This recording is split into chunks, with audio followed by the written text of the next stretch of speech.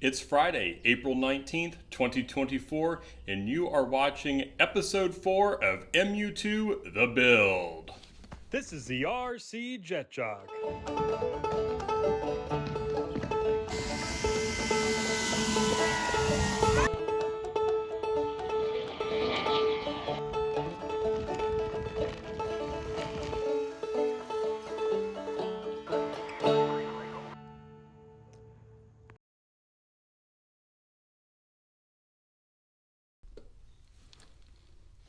What's going on, guys? I'm Matt, the RC Jet Jock, where we're not all just about jets, I just happen to fly them for a living. Our channel's main focus is anything fixed wing RC aviation, family involvement in our hobby, and we throw some full scale stuff in there too, because it's cool. For all of our new viewers, welcome. And if you like what you see, don't forget to hit that subscribe button so you don't miss out on all the fun we have. Now, as you can see, the MU-2 project behind us is moving right along. And before we get to updates with the MU-2, I wanted to go back and recap the focus of this project. This project is dedicated to my father-in-law, who used to actually build the MU-2 back in the day whenever they were in San Angelo. And he talked very fondly about his time at Mitsubishi and what a great job was. And it also launched his career into aviation. And he ended up working for some big companies, in particular Bell, United, and he ended up actually retiring with Boeing. And he was on the 777X project developing the folding wings. I mean, that is really cool. Unfortunately, he retired early because he was diagnosed with terminal brain cancer. And really, particularly 6 months ago, things got a little more rough. And that's when I had the idea of building an MU-2 to actually honor him. And this project really got underway about 2 months ago, whenever we put out our first episode. And he actually got to see a few of the episodes, and he knew this project was being built in his honor. Before he ended up losing his battle with his brain cancer, and that happened about 2 weeks ago. So if any of you guys noticed us have gone a little dark on social media, it was because we were actually up in Seattle at his memorial. And in fact, we got some video and some pictures from our time up in Seattle. So I'm going to share it with you guys. After my father-in-law passed, we hopped on an airplane and headed to Seattle for his memorial. The girls sat on each side of the airplane because they wanted to do this cool shot. The memorial was extremely touching. We ended up planting flowers in the root ball of an upside-down tree stump. My wife and I both chose tulips because he was very fond of his time at United Airlines, and the logo at that time was called the tulip. This living memorial was absolutely gorgeous, and it was a fitting tribute to a man who just loved to live life. The next day, we dried our eyes and headed over to Anacortes, where we hopped a ferry to Friday Harbor. Now, what flight simulator fan isn't going to be excited about visiting Friday Harbor? While we were eating lunch, an otter landed. Sorry I didn't get that. It really surprised me. But hey, at least I was able to get the takeoff. The tulips seemed to be the theme of this trip, as they were in bloom while we were up there. Donkey Girl was adamant that we take her picture next to the sign. There's nothing wrong with a little humor to get you past the tough times. Much to our surprise, as the ferry was pulling into Anacortes, this beautiful pod of killer whales decided to pay us a visit. When we returned home, we saw a C-130 bearing the name of my father-in-law.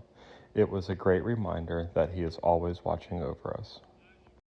Well, as you can see, it was actually a pretty nice trip. I just really wish that it was under different circumstances that we were up there. But it was a great way to kick off the healing process that is ahead of us, because this was a great loss for everybody that really knew him. He was a great, great, kind person, and we all loved him very much. So anyway, enough of the emotions here. Let's move on to the mailbag segment. All right, guys, this week's mailbag segment's a little bit different. That's right, we got parts for this airplane flowing in, and well, Chicken Girl's got it, so let's show you guys what we got. There it is. That was very fast. Can I take it? All right, so that's right, guys, we got a motor mount. Now, why wouldn't we just attach it to the firewall? Well, it's pretty simple. It's because we have these motors that we want to use. They are they're Hacker 265s, and it's already mounted on one of these things. And well, instead of reinventing the wheel or taking away any kind of success that may have already been set up, we just went ahead and got the mounts. So that should make things a little bit easier. So anyway, that concludes the mailbag section, and let's move on to updates on our construction. When we got home from our trip, we hit the ground running and we drew out the wing and popped it out. Chicken Girl was absolutely shocked at how long this wing is, and she needed to take this picture to show you guys the scale. Next, we drew out the cutouts for the flaps and popped them out. No, you're not seeing double. We did pop out the upper wing sheeting as well. After tapering the main spar, it was time to glue it down to the lower surface of the wing. We wrapped the aluminum carry-through spar with wax paper so it didn't adhere to the wooden spar when it was being glued into place. Then we clamped the wooden spar pieces to either side of the aluminum carry-through spar. We needed to ensure a snug fit because this was going to be a 3-piece wing. Next, we cut and tapered pieces of foam and glued them to the leading edge and the trailing edge of the wing. The trailing edge ones were meant to be flap mounts. We made sure to do this on a flat surface so there was no twist in the wing. And after all that hard work, who couldn't resist mating the wings to the fuselage for the first time? This thing was really starting to take shape and look like an MU-2. Now that you're all caught up, let's send it back to the shop where we'll close out this episode. Holy cow, that was a lot of soup cans. Now, it was completely necessary because this foam board on the bottom needed to be completely flat while we were gluing those components on, because this is the foundation for the wing. And trust me, it would be catastrophic if we had any kind of twist in that wing at all, for sure. Now, speaking of the wing, it really made this model come together really good. It's really starting to look like an MU-2 for sure. I mean, it has got that signature droop. It does look a little silly without the tip tanks though. But here, check it out. It's not really a true droop because the bottom is flat, but it just does taper down and it just looks really fantastic for sure. Now, speaking of the wing, this is where most of our construction focus is going to be on for the next few updates, I'm sure. To start, as you can see, we have that aluminum carry-through spar right there.